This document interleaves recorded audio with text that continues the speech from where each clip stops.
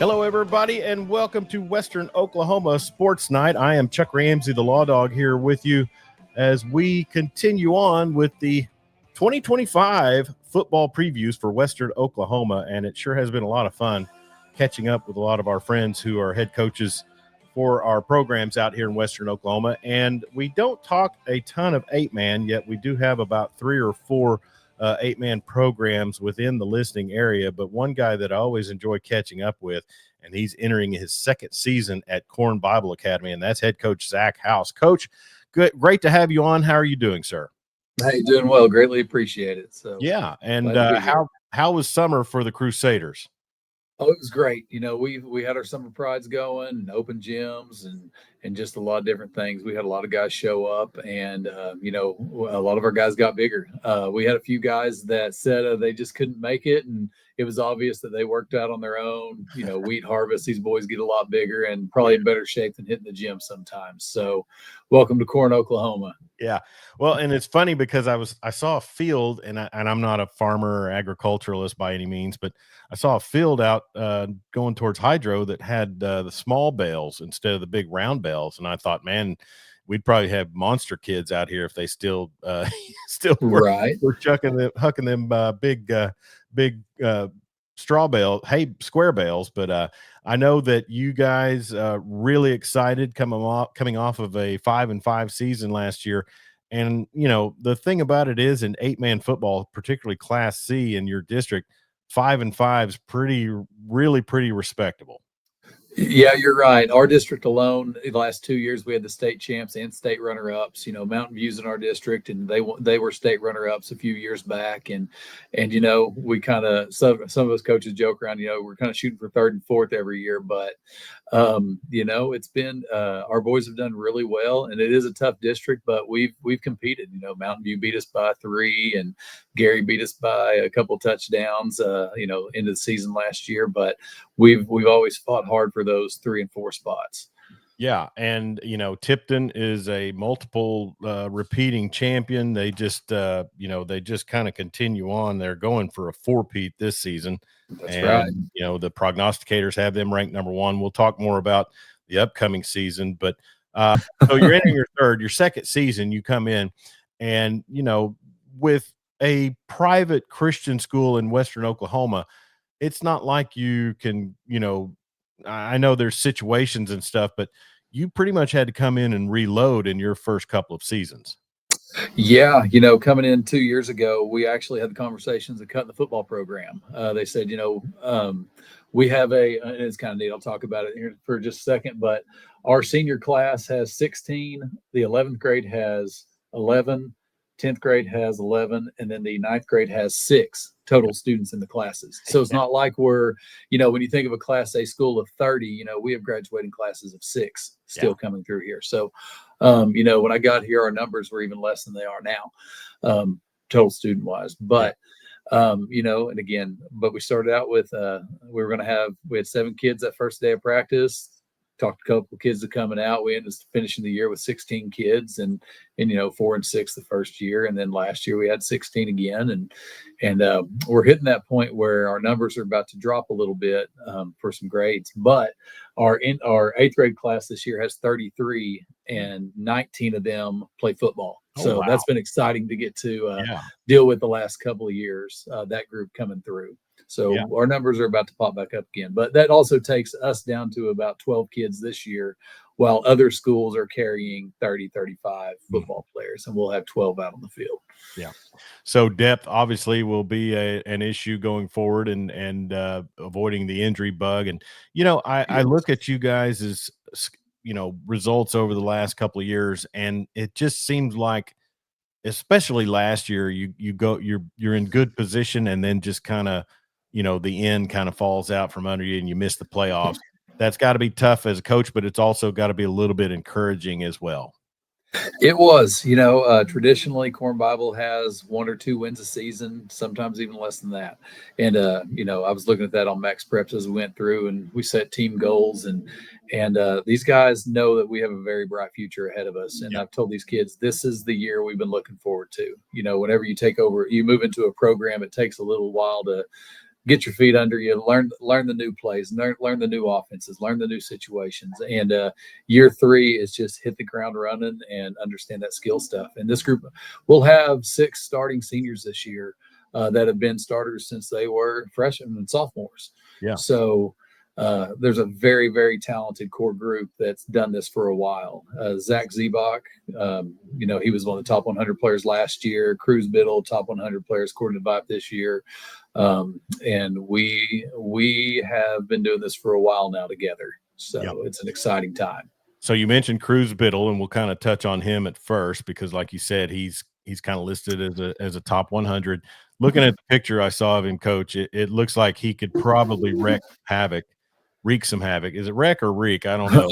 Yeah, he can wreak some havoc for sure. Cause some problems in 8-man football, and with space to run and room to hit, he looks like he could really handle his business at the linebacker spot. Right. Well, I'll tell you what was funny is, sophomore, junior year starting out, we had him at nose and had him up on the line. And then there was a play, it's about third game of season last year against Sharon Mutual. We see a guy breakaway for about a 70-yard run. And we see this big guy catching up to him. And we thought, this guy, and he caught up to a running back downfield, and we're like, okay, let's move this guy around. If he's that big, that strong, and that fast, it's time to move him to linebacker. And he was something really special last year. Made first team all district as a junior. Just something really special coming out of that kid. Yeah.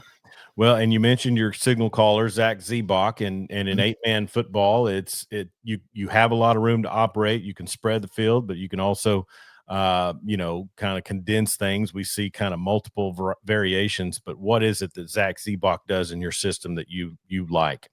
I'll say this: as a sophomore, he threw for over 1,000 yards. As a sophomore, as a junior, he was just a little bit under that, but it's because we ran the ball a little bit more.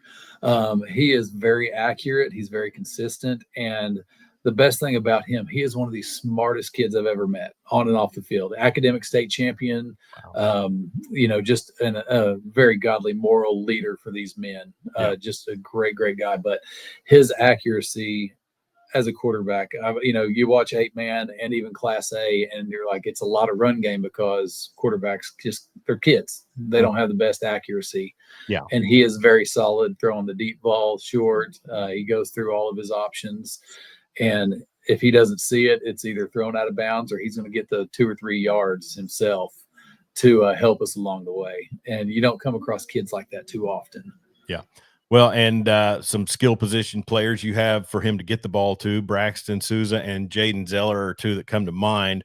Talk about what your receiver core can accomplish this season.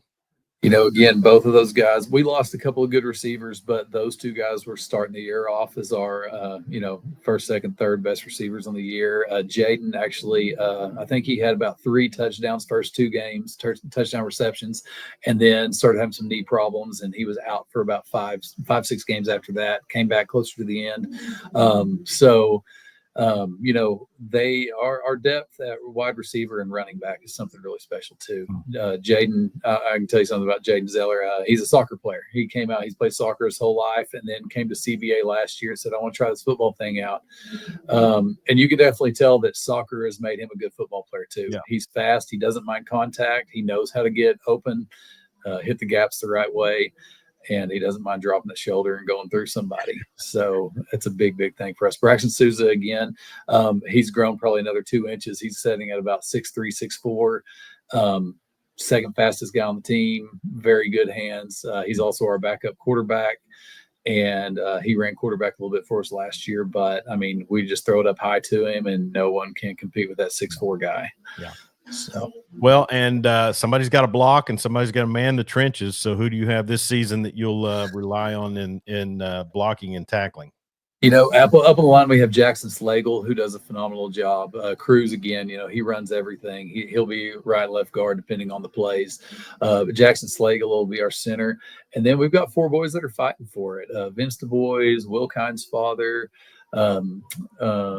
Lawson, Nathan Robertson. I have 2 freshman kids that are sitting at about 6 foot to 6'2", around 200 pounds right now, at 14 and 15 years old. So they're going to come through and grow up and be something really, really great too. For sure. Well, and I know you're excited about your formations and things that you'll do to kind of, work with your players who have been in your system, like you mentioned. I think you said 6 seniors that have been with you since you started. And Mhm. that's got to be a nice little security blanket that you have seniors that know your system.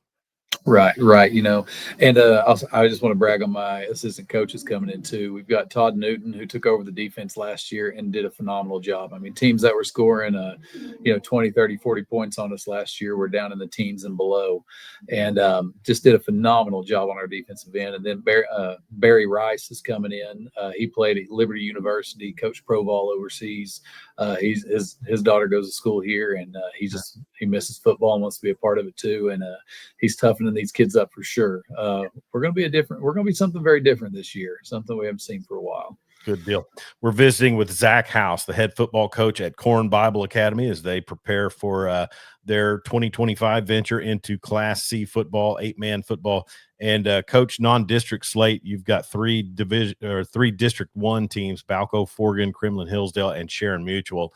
It's you ever wonder if what it'd be like to be able to combine with another little town around you? Right, right. We actually had those conversations at one time whenever we did have the 8 kids, maybe switching, combining with Cordell or something like that. But I will say we actually don't have the Balco Forgan. They ended up picking up Hollis. So we picked up Shattuck now, week 2, week 3, somewhere around there. But, one thing that we've shot to do is we tried to pick up mostly Class C teams, but with some things that happened at clinic and not having the schedule, it was kind of hard to do that at one time. But it's a big jump going and playing classes above you like that. It's a little easy for them, but with our kids, I think we can compete with a lot of those guys too. Again, the experience these guys have is just going to do wonders for us this coming season. So is Temple Geronimo still on your schedule? Yes, they ended up not co-oping with Geronimo. Okay. Didn't find that out till last week. So Temple is still on the schedule. They're a district game. An 8-man football with Class C, you just kind of go week to week. They canceled on us last year, a day or two before, and then they were worried about it the year before that. Kremlin Hillsdale should have enough to play. We had Deer Creek on the schedule at Class C. They don't have enough for a season. So, in Class C, you just kind of have to go roll with the punches and find what you can find sometimes last minute. So is Temple, are they in B1 or B2? They're in our class. They're Class C. Okay. I'm not seeing them on the district list, so maybe I'm just missing it. Mm-hmm. Huh. Yeah. All right. Well, Temple alone will be on your schedule, but then coach, it all gets for real on October 2nd when you start district play and the defending state champion Tipton Tigers come to your house. Talk about what your boys and your coaching staff feel like facing the defending champion, multiple time defending champions first out the gate in district play.